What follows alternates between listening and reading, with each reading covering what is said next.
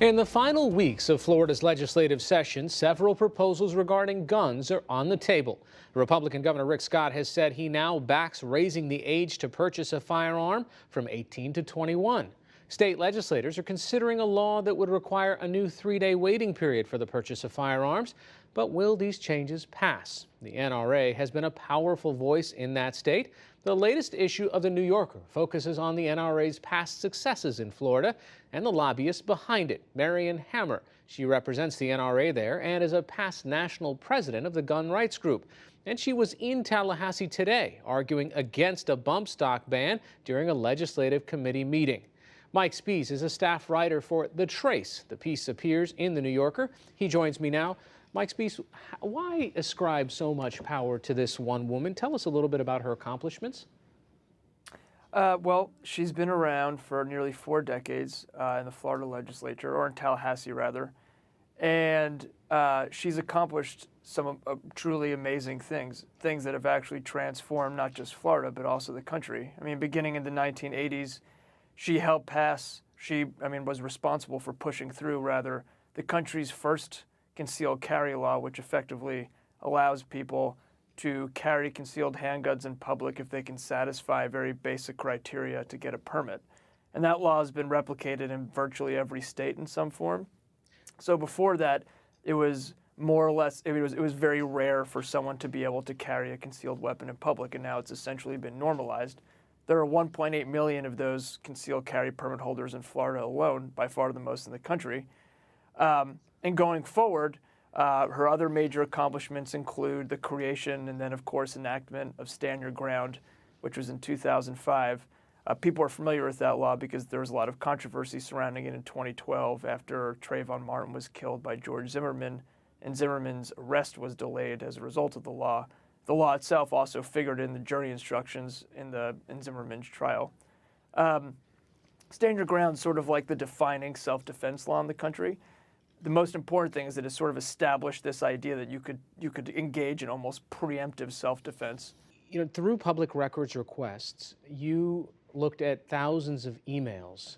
What was the kind of influence that she, and by extension the NRA, had in the legislative process in Florida? She sort of, in every part of the process, she has a hand. I mean, she ultimately oversees the development of legislation. She often creates it with her NRA lawyers and then shepherds it through the legislature. And that means, you know, there are government staffers who help make sure that language in bills accords with the Constitution and stuff like that. And she's working directly with the staffers as if she were a lawmaker, which of course she's not. She's a lobbyist.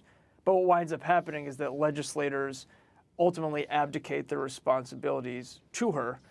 So she effectively acts as if she were a legislator, though she's more powerful than they are, and then does things like, you know, as the piece details, sets up her own bill signing ceremonies once a bill gets to the desk of the governor. You know, there's a quote in your article that you have. It says, if you're the governor and you've won by a handful of votes and you've got great political ambitions, you're going to take Marion's call in the middle of the night. And if she needs something, you do it. And if you don't think you can do it, you try anyway. Given that the Florida leadership has been in the hands of one party, at least for the last 20 years, and the influence of the NRA, as you report, has been fairly strong, what's the likelihood that something changes? If it didn't change after Trayvon Martin, if it didn't change after the Orlando Pulse shooting?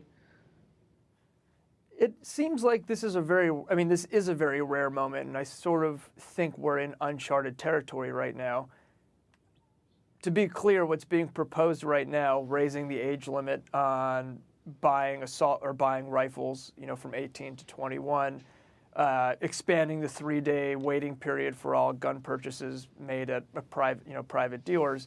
These are still really modest proposals, despite the fact that the NRA opposes them. So as you know, what happened recently, when there was a proposal to ban assault weapons in Florida, for instance, that doesn't go anywhere. That's not even that's just a non-starter. In this case, it seems like there's wide Republican support, not just, you know, with Rick Scott, but just sort of across the chamber or across the legislature in both chambers. And I think in this case, there's some cover in numbers. Marion is very good at punishing people and getting retribution against those who violate her position. But in this case, you can't really punish everyone if everyone's going to go along with the proposals. So there's just not really any precedent for this. That said, it still doesn't mean that she's not going to be able to strip those provisions out of the bill or get at least one of them stripped out of the bill before it arrives on Governor Scott's desk.